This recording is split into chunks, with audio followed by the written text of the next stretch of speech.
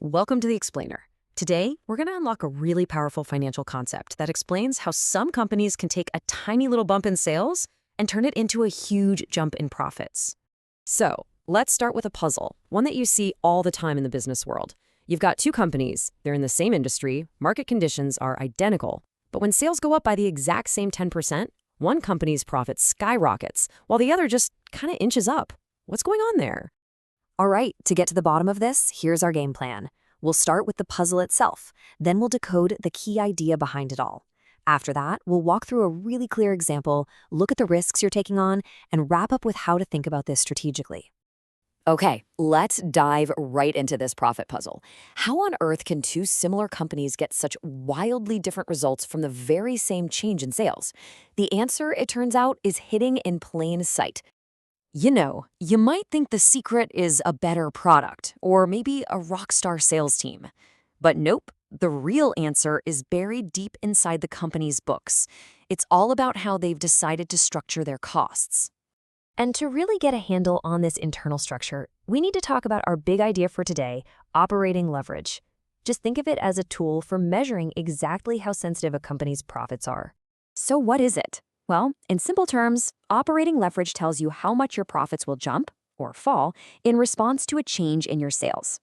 A high leverage means even a small shift in sales can cause a massive swing in profits, for good or for bad. Now, the formula itself looks super simple, right? It's just the percentage change in your profit divided by the percentage change in your sales. But don't let that fool you. This little ratio reveals the hidden power and, the risk that's baked right into a company's financial DNA. It literally tells you your profit multiplier. So where does this leverage actually come from? Well, it all boils down to two types of costs. You've got your fixed costs, things like rent or salaries that you have to pay no matter what, and then you have your variable costs, things like raw materials or sales commissions that go up and down with how much you sell.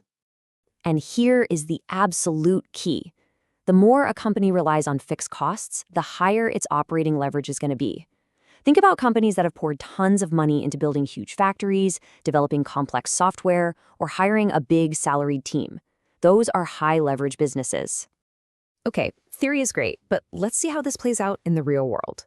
Let's imagine two companies going head-to-head in the exact same market. So check this out. On the surface, these two companies look like twins. They both have $100 in sales and make $20 in profit.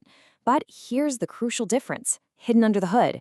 Company 1 has really high fixed costs, while Company 2 relies way more on variable costs. And this is where the magic happens. Sales for both companies go up by just 10%. But look, Company 1's profit absolutely explodes, jumping 35% to $27. Why? Because that big chunk of fixed costs stayed exactly the same. All that new revenue just dropped right to the bottom line.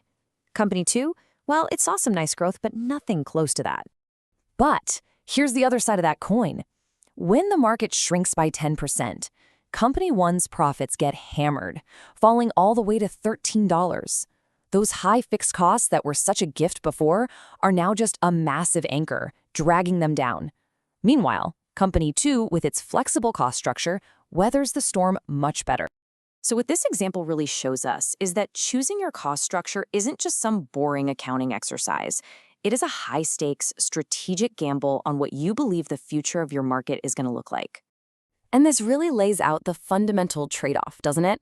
High leverage supercharges your profits when the market is hot, but it magnifies your losses when things cool down.